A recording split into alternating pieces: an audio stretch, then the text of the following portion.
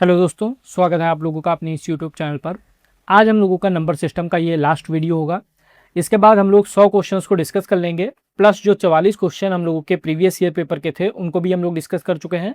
तो आज का वीडियो कंप्लीट होने के बाद हम लोग 144 क्वेश्चन को नंबर सिस्टम के कंप्लीट कर लेंगे। लगभग हर तरीके का क्वेश्चन जो आप लोगों के एग्जाम में पूछा जाता है वो हम लोगों ने यहाँ पर डिस्कस किया है। और इसके अलावा भी अगर आप लोगों का कोई डाउट है तो आप लोग कमेंट बॉक्स में पूछ सकते हैं। आज हम लोगों का नंबर सिस्टम कंप्लीट हो जाएगा। उसके बाद हम लोग अगला जो चैप्टर है वो हमारा होगा लासा और मासा, यानी एलसीएम और एचसीएफ, उसको हम लोग डिस्कस करेंगे। तो इसी के साथ वीडियो को स्टार्ट करते हैं। फर्स्ट क्वेश्चन आप लोग स्क्रीन पर देख रहे होंगे, 7 की घात 105 का इकाई का अंक क्या है। तो जब भी ऐसा क्वेश्चन आएगा तो जो घात है इसको हम लोग भाग कर देते हैं 4 से। तो 4 से भाग करेंगे, 4 दूनी 8, बचा 2, 5, 4 6 बार में जाएगा तो 24, यानी 5 में से 4 गया 1। अब जो शेषफल आता है वही हमारी घात बन जाती है, यानी 7 की घात हो गया 1, और 7 की घात 1 का मतलब हो गया 7। हमारा आंसर हो गया ऑप्शन नंबर बी। यहाँ पर अगर शेषफल 2 आता तो हमारी घात 2 हो जाती, 3 आता तो हमारी घात 3 हो जाती। तो यहाँ पर हमारा शेषफल 1 आया है, इसलिए 7 की घात 1 हो गया और हमारा आंसर आ गया 7। और अगर शेषफल 0 आ जाए, यानी पूरा पूरा डिवाइड हो जाए और शेषफल 0 आ जाए तो हमारी घात बन जाती है 4। जब 0 शेषफल आएगा तब 7 की घात 0 नहीं होगा, 7 की घात हो जाएगा 4। तो जब भी हमारा शेषफल 0 आएगा तो घात हो जाएगी 4। अदरवाइज जितना भी 1 2 3 हमारा शेषफल आएगा तो वही हमारी घात बन जाएगी। नेक्स्ट क्वेश्चन, 100 फैक्टोरियल के अंत में शून्यों की संख्या कितनी होगी। ये हमारा फैक्टोरियल का साइन होता है, और फैक्टोरियल में हम लोग इस तरीके से लिखते हैं 100 गुणे 99 गुणे 98, और ये क्रम हमारा चलता रहता है 1 तक। तो ये हमारा फैक्टोरियल का मतलब हो गया 1 से लेकर 100 तक की हम लोग गुणा करते जाते हैं। अब इसमें पूछ रहा है शून्यों की संख्या कितनी होगी। तो शून्य हमारे बनते हैं 2 गुणे 5, यानी 2 और 5 मिलकर हमारा शून्य बनाता है।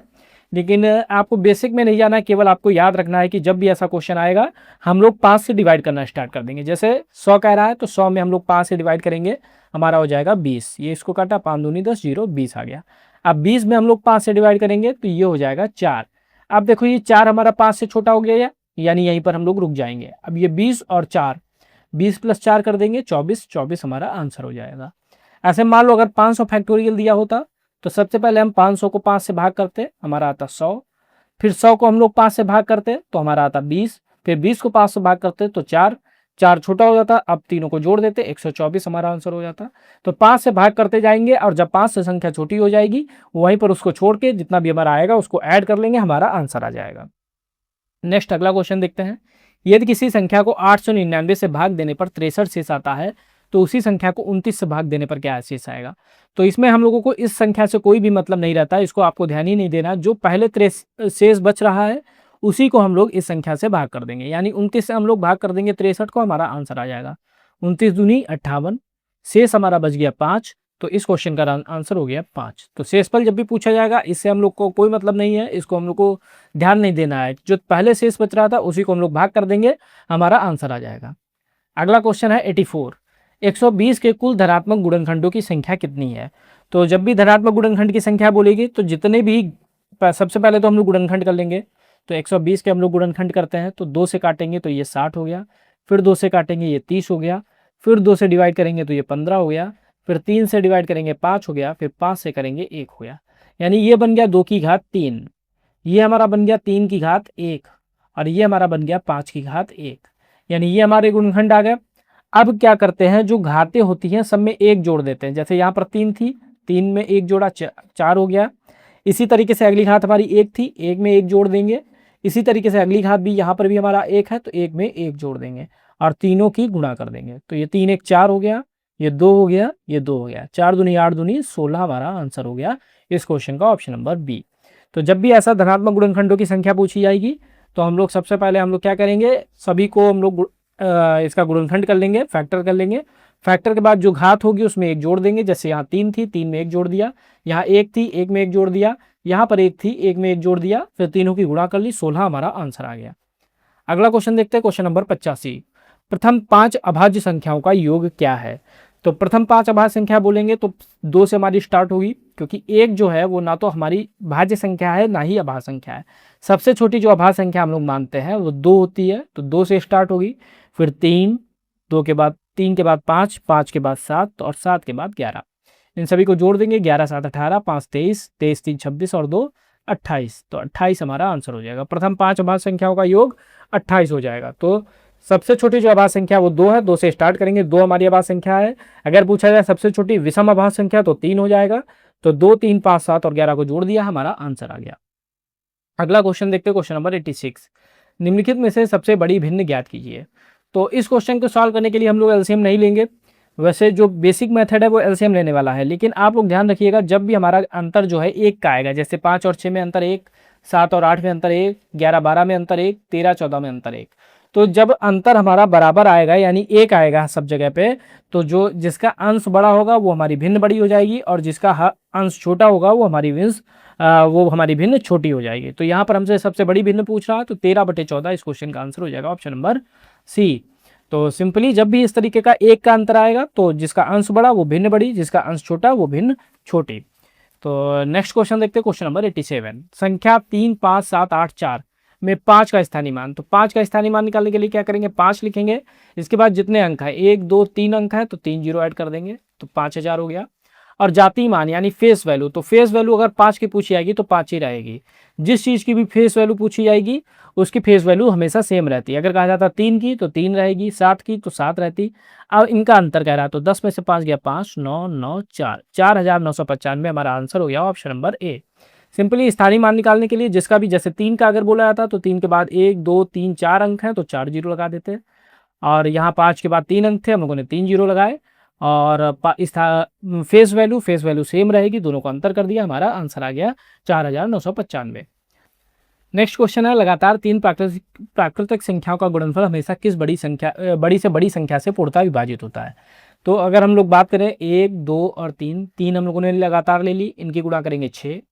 फिर हम लोग अगली ले लें 2, 3 और 4, तो इन 4 तिया 12 दूनी 24, इनकी गुणा हो जाएगी। फिर अगली ले ले 3, 4, 5, तो 5 को 20 तिया 60 हो जाएगी। फिर अगर अगली ले ले 4, 5, 6, तो 5 को 20 और 6 120 हो जाएगी। यानी अगर हम लोग देखेंगे, कह रहा है कि बड़ी से बड़ी संख्या, तो ये 6 से डिवाइड है, ये भी 6 से डिवाइड हो जाएगा, ये भी 6 से हो जाएगा, और ये भी 6 से हो जाएगा। यानी हमारा आंसर हो जाएगा ऑप्शन नंबर बी। 3 से भी हो जाएगा, लेकिन 3 बड़ी से बड़ी संख्या नहीं है। 8 से देखेंगे तो 8 से ये डिवाइड नहीं होगा, यानी 8 तो हमारा आंसर गलत हो गया। 3 से होगा और 6 से होगा, लेकिन 3 बड़ी से बड़ी संख्या नहीं है, 6 हमारी बड़ी संख्या है, इसलिए इस क्वेश्चन का आंसर हो जाएगा ऑप्शन नंबर बी। अगला क्वेश्चन, 72 में किस सबसे छोटी संख्या से गुणा किया जाए कि वह एक पूर्ण वर्ग हो जाए। तो 72 के गुणनखंड करेंगे, 2 से डिवाइड किया 36, 2 से फिर करेंगे 18, फिर 2 से करेंगे 9, फिर 3 से करेंगे 3, 3 से फिर करेंगे 1। अब पूर्ण वर्ग बनाने के लिए 2 के पेयर बनाते हैं, तो यहाँ पर 2 का एक पेयर बन गया, यहाँ पर 2 का एक पेयर बन गया, हमारा बच गया 2। अब पूर्ण वर्ग बनाने के लिए किससे गुणा किया जाए, यानी यहाँ पर 1, 2 की कमी है, अगर 1, 2 और होता तो ये भी एक पेयर बन जाता और ये परफेक्ट स्क्वायर हो जाता। तो यहाँ पर अगर हम लोग 2 से गुणा कर देंगे तो हमारा पूर्ण वर्ग बन जाएगा। अगर आप लोग देखेंगे भी तो 72 में 2 से गुणा करेंगे 144 हो जाएगा, जो हमारा 12 का वर्ग होता है। यानी ऑप्शन नंबर ए इस क्वेश्चन का राइट आंसर हो जाएगा। अगला क्वेश्चन देखते हैं, 2 की घात 60, 3 की घात 48, 4 की घात 36 और 5 की घात 24 में सबसे बड़ी संख्या कौन सी है। तो जब भी घात वाला क्वेश्चन होगा, अब पहले अगर हम लोग इस तरीके से हम लोगों ने देखा था, 3 की घात 1/4, 4 की घात 1/5 इस तरीके से था, तो हम लोग क्या करते थे, इनका हर का एलसीएम लेते थे।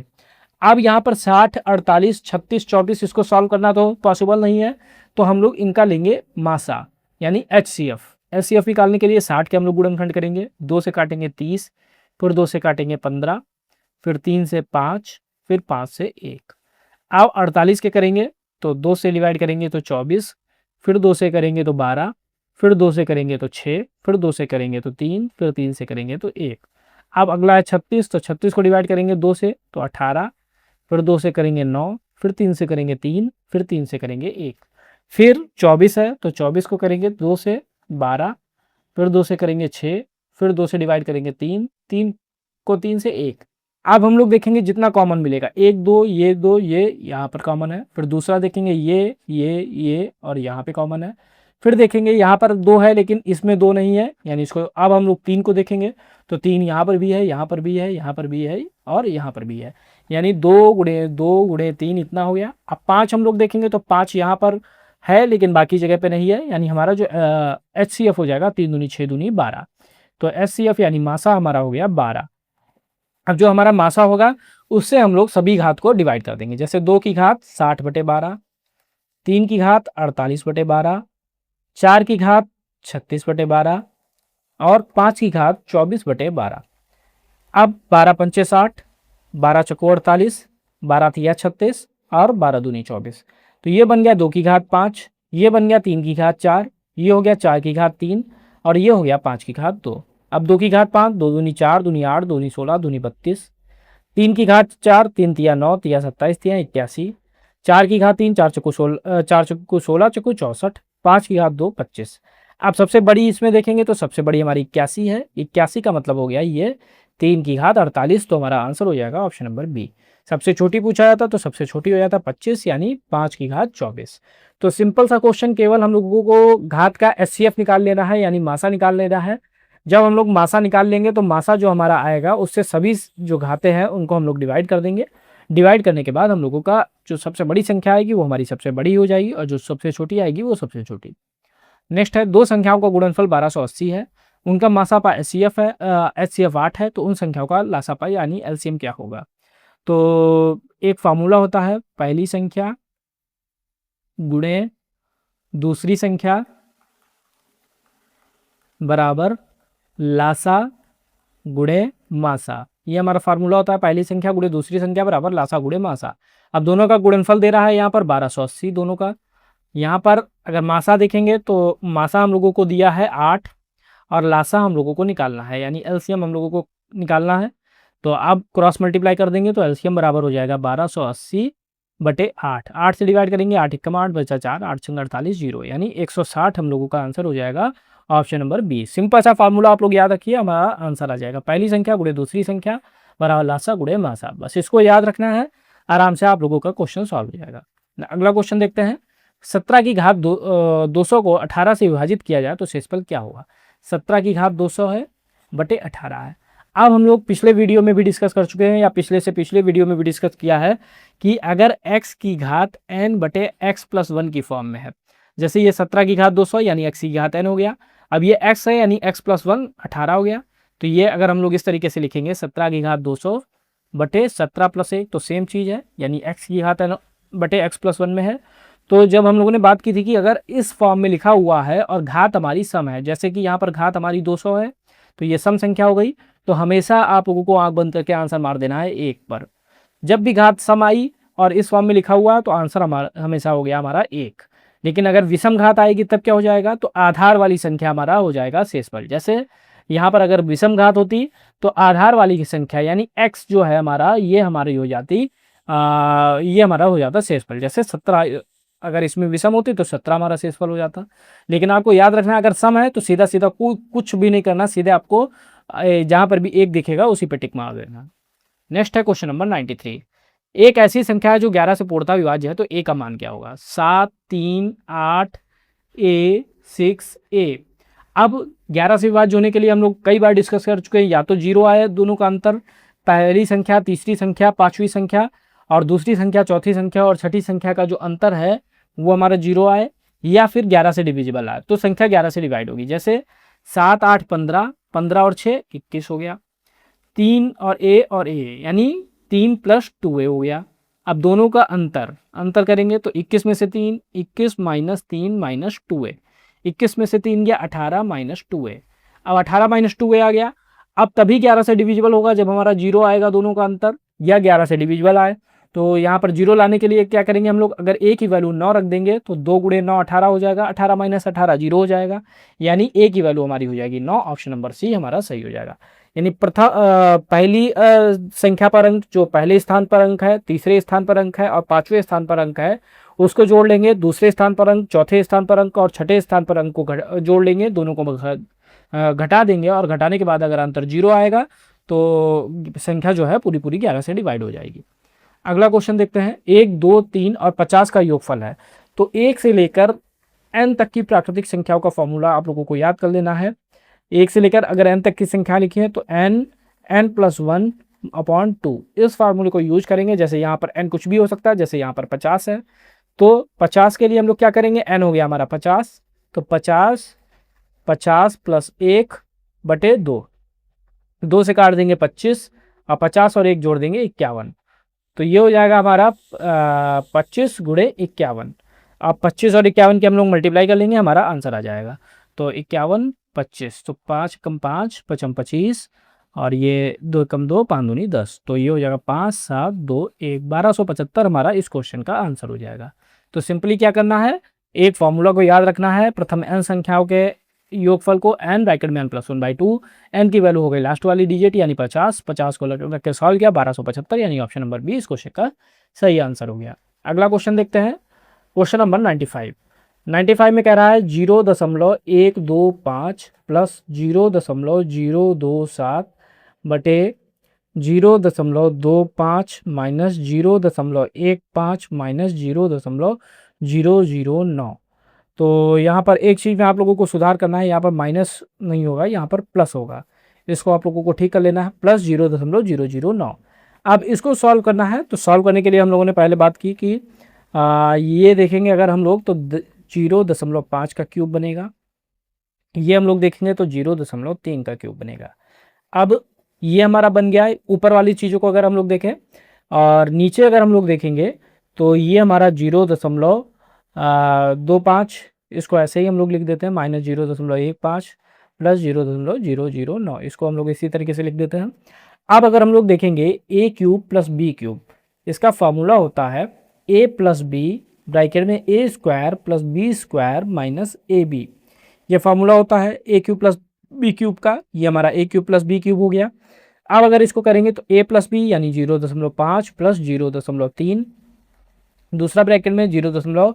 यहाँ पर ए स्क्वायर यानी 0.5 का स्क्वायर, तो 0.5 का स्क्वायर हो जाएगा 0.25, फिर प्लस बी स्क्वायर यानी 0.3 का स्क्वायर, तो 0.3 का स्क्वायर हो जाएगा 0.009, तो ये हो जाएगा प्लस 0.009। नेक्स्ट है ए बी, तो ए बी माइनस का ए बी यानी ए है 0.5 गुणे 0.3, इनकी गुणा करेंगे तो ये माइनस का 1.15 हो जाएगा, तो यह माइनस 0.15 ये हम लोगों का आ गया। और अपॉन में सेम चीज़ उतार देंगे 0.25 माइनस 0.15 प्लस 0.009। अब हम लोग देखेंगे ये वाला और ये वाला सेम है, कैंसिल हो जाएगा, यानी 0.5 प्लस 0.3 आंसर आएगा, यानी 0.8 हमारा इस क्वेश्चन का आंसर हो जाएगा ऑप्शन नंबर ए।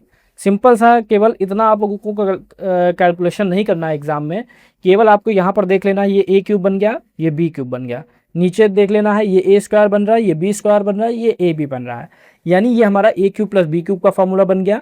तो a cube plus b cube में जब नीचे हमारा a square plus b square minus a b बन जाएगा, यानी इसको तो हमें कैंसिल कर देना है, बचेगा हमारा ए प्लस बी, सीधा सीधा हम लोगों को जोड़ देना है 0.5 और 0.3 को, हमारा आंसर आ जाएगा।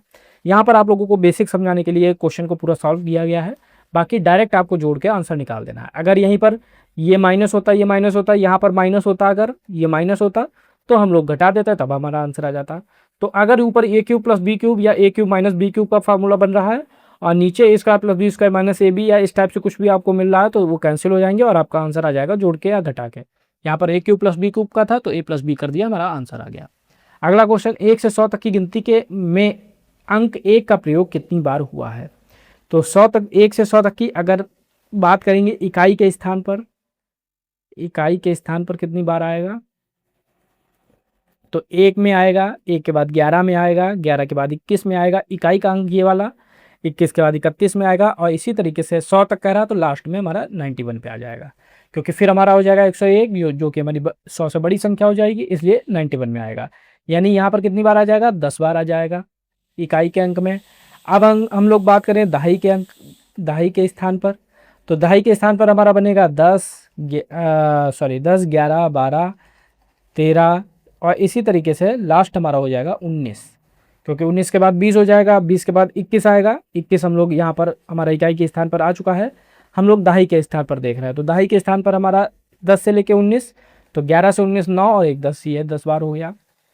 अब सैकड़े के स्थान पर देख लेंगे, तो सैकड़े के स्थान पर एक ही बार आएगा, क्योंकि ये 100 ही है एकमात्र हमारा, तो 100 का मतलब हो गया एक बार, तो टोटल कितनी बार हो गया 10, 10 20 और 1 21, तो 21 हमारा आंसर हो जाएगा ऑप्शन नंबर सी। केवल आपको व्यवहारिक मैथ का इस्तेमाल करना है, इकाई के स्थान पर देखना, दहाई के स्थान पर, सैकड़े के स्थान पर जोड़ देंगे, हमारा आंसर आ जाएगा। नेक्स्ट क्वेश्चन है 97, इसमें लिखा है किसी संख्या को क्रमिक रूप से 4 और 5 से भाग देने पर शेषफल क्रमशः 1 और 4 बचते हैं, उसी संख्या को क्रमिक रूप से 5 और 4 से भाग देने पर शेषफल क्या होगा।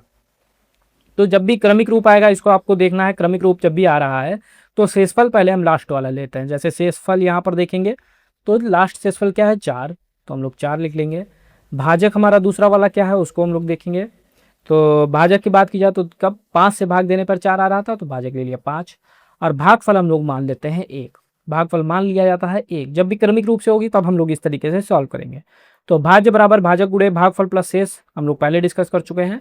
तो भाज्य बराबर भाजक गुणे भागफल प्लस शेष, तो 5 गुणे 1 5 प्लस 4 यानी 9 हो गया। अब भाज्य हम लोगों को पता चल गया 9। अब भाज्य जब हम लोगों को 9 पता चल गया तो ये दूसरी संख्या के लिए क्या बन जाएगा, ये बन जाएगा भागफल। तो ये भागफल अब हमारा हो गया दूसरे के लिए, 4 से कह रहा है तो भागफल हमारा 9 हो गया।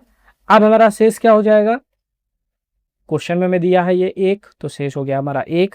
अब हमारा भाजक क्या हो जाएगा, भाजक हो जाएगा 4, क्योंकि अब 4 से भाग दिया जा रहा है। जब हमारा ये इसको भाज्य को निकालेंगे तो जो हमारा भाज्य आएगा वो अगली स्टेप के लिए हमारा भागफल बन जाएगा। यहाँ पर भाज्य आया था, अगले स्टेप के लिए भागफल बन गया। अब हम लोग भाज्य बराबर भाजक गुणे भागफल प्लस शेष का लगाएंगे। तो भाज्य बराबर भाजक यानी भाजक हो गया हमारा 4 गुणे भागफल, भागफल हमारा हो गया 9, शेषफल हमारा हो गया 1। तो 9 चौक 36 और 1 37। तो अब हमारा भाज्य हो गया 37। अब कह रहा है 37 को 5 से भाग किया जाए, तो 37 को 5 से भाग करते हैं तो 5 7 35, तो हमारा शेषफल आ गया 2। 5 7 35 हमारा शेषफल यहाँ पर से हो गया 2। तो पहला तो शेषफल हमें पता चल गया 2, तो इससे भी हम लोग आंसर लगा सकते हैं, ऑप्शन नंबर बी हो जाएगा। लेकिन दूसरा निकालने के लिए क्या करेंगे, अब हम लोग 37 को डिवाइड नहीं करेंगे। अब जो हमारा भागफल आया है 7, इसको हम लोग डिवाइड कर देंगे दूसरी संख्या से 4 से, तो 4 एकम 4 और 3 यानी 3 शेषफल हो गया। तो 2 और 3 हमारा आंसर हो जाएगा।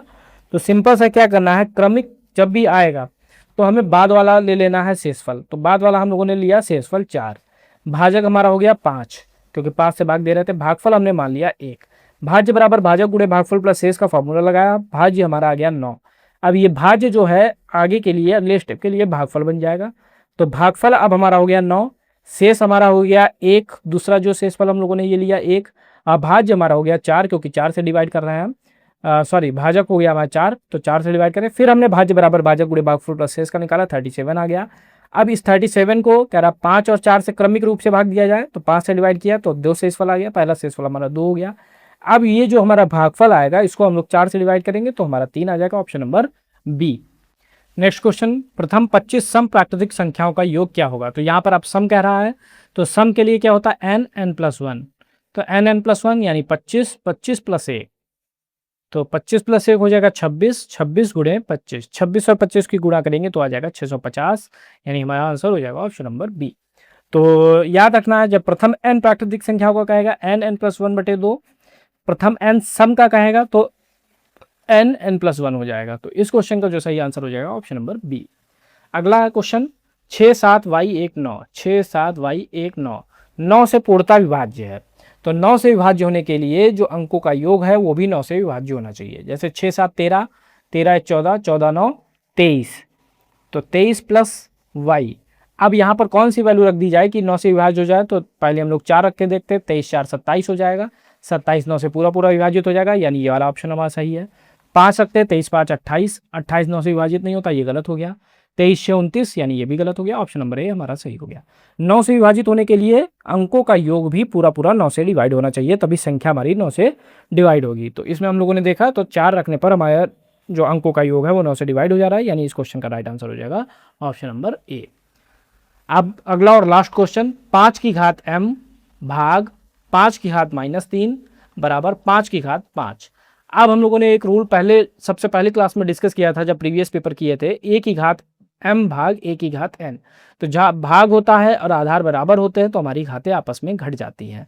तो ये हो जाएगा 5 की घात m -3 बराबर 5 की घात 5। तो ये हो जाएगा 5 की घात m + 3 बराबर 5 की घात 5। अब एक और फॉर्मूला हम लोगों ने डिस्कस किया था, a की घात m बराबर a की घात n, यानी अगर आधार बराबर होते हैं तो m बराबर n, यानी हमारी घातें भी बराबर हो जाती हैं। तो m + 3 बराबर 5 हो गया, तो m बराबर हो गया 5 - 3, तो m बराबर हो गया 2, और इस क्वेश्चन का सही आंसर हम लोगों को मिल गया ऑप्शन नंबर बी। सिंपल से दो फार्मूले लगे, a की घात m भाग a की घात n का, a की घात m बराबर a की घात n का। यानी जब भागक होता है तो हमारी घातें घट जाती हैं, अगर आधार बराबर है तो हमारी घातें भी आपस में बराबर होती हैं। तो इसी चीज को हम लोगों ने यूज किया, हमारा आंसर मिल गया m बराबर 2, ऑप्शन नंबर बी। तो ये जो 100 क्वेश्चन थे नंबर सिस्टम के प्लस 44 क्वेश्चन पीवाईपी के थे, इन सभी को हम लोगों ने 20-20 करके डिस्कस किया, यानी 144 क्वेश्चन को हम लोग यहाँ पर डिस्कस कर चुके हैं। अब जो हम लोगों का अगला चैप्टर होगा वो एलसीएम और एचसीएफ होगा। नेक्स्ट वीडियो में हम लोग एलसीएम और एचसीएफ के क्वेश्चंस को डिस्कस करेंगे जो प्रीवियस पेपर में पूछे गए हैं या अदर जो आगे पेपर्स में पूछे जा सकते हैं। तो मिलते हैं नेक्स्ट वीडियो में। Thank you.